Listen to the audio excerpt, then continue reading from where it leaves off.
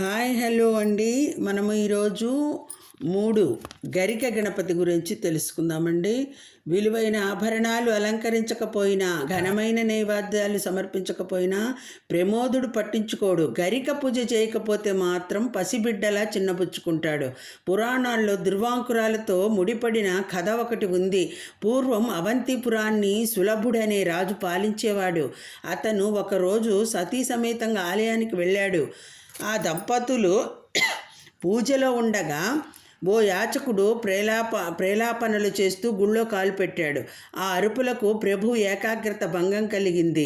అతన్ని తీవ్రంగా మందలించాడు. దీంతో యాచకుడి అహం దెబ్బతింది. ఆవేశంతో, రాజా, నువ్వు వచ్చే జన్మలో ఎద్దుగా జన్మిస్తావు అని శపించాడు.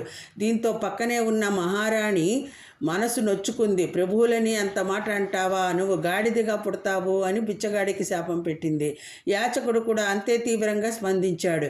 వచ్చే జన్మలో నువ్వు నాలాగే కటిక దారిద్ర్యాన్ని అనుభవిస్తావు అని తిడుతూ అక్కడి నుంచి వెళ్ళిపోయాడు. ముగ్గురి మాటలు నిజం అయ్యాయి.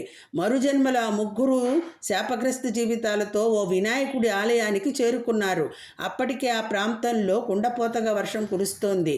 ఆకలి తీరే మార్గం లేక గుడి ఆవరణలో మొలిచిన గరికను తెంచుకొచ్చి ఓ చోట పోగేసింది పేదరాలు. అందులోంచి ఓ గడ్డి పరక గాలికి కొట్టుకొని వెళ్ళి వినాయక విగ్రహం పాదాల మీద వాలింది. మరోపక్క ఆ గడ్డి మీద గాడిద కన్ను పడింది. ఎద్దు కూడా ఆశగా అటువైపు అడుగులు వేసింది. దీంతో ఆమె ఆ 2 జీవాలను కర్రతో తరిమింది. భయంతో ఎద్దు, గాడిద గర్భాలయం ప్రదక్షిణ మార్గంలో పరుగులు పెట్టాయి. దుర్వాంకురాన్ని సమర్పించిన పుణ్యానికి రాణికి ఆలయ ప్రదక్షిణల ఫలితంగా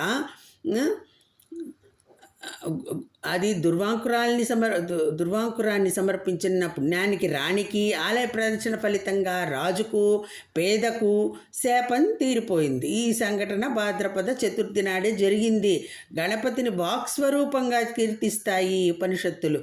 చిన్న చిన్న విషయాలకే మనసు మీద నియంత్రణ కోల్పోయి మాట తూలుతుంటారు చాలామంది. అలాంటి వారికి ఉదంతం ద్వారా హెచ్చరిక చేశాడు వాగీసుడు. ఇదండి మనం 3వది చెప్పుకున్నాం. ఈరోజు అష్టగణపతిలో గరిక గణపతి గురించి చెప్పుకున్నామండి. వీడియో నచ్చినట్టయితే లైక్ చేయండి. అందరికీ ధన్యవాదములు. సర్వం శ్రీకృష్ణార్పణమస్తు.